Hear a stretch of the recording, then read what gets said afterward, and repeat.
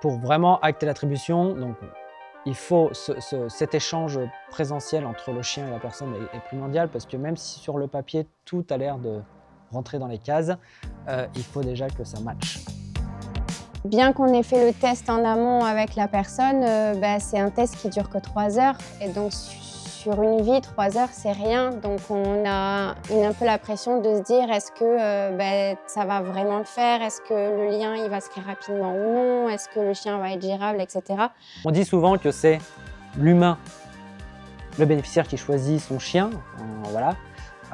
Moi j'ai envie de dire quand même que c'est pareil, si le chien a choisi la personne, il va tout mettre en place pour que la personne ressente aussi cette proximité et se dise que ok, c'est lui et pas un autre.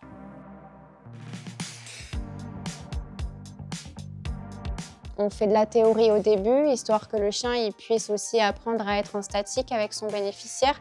On englobe vraiment tout ce qui est le comportement du chien, la manière de donner la commande au chien, la manière dont vit un chien de manière générale avec l'alimentation. On a tout ce qui est santé du chien et on voit tout ce qui est chien d'assistance un peu après, donc où le chien il a le droit d'aller.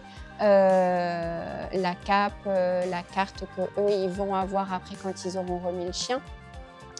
Donc on fait la partie théorie et l'après-midi la pratique et au fur et à mesure de la semaine on alterne entre la théorie, la pratique et les sorties en extérieur qui puissent apprendre à gérer le chien aussi vu que là nous on rentre plus en action régulièrement comme on fait d'habitude.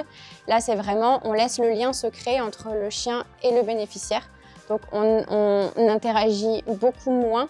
Donc c'est souvent 2 semaines très intenses, que ce soit en émotion, en information qu'on donne pour eux aussi.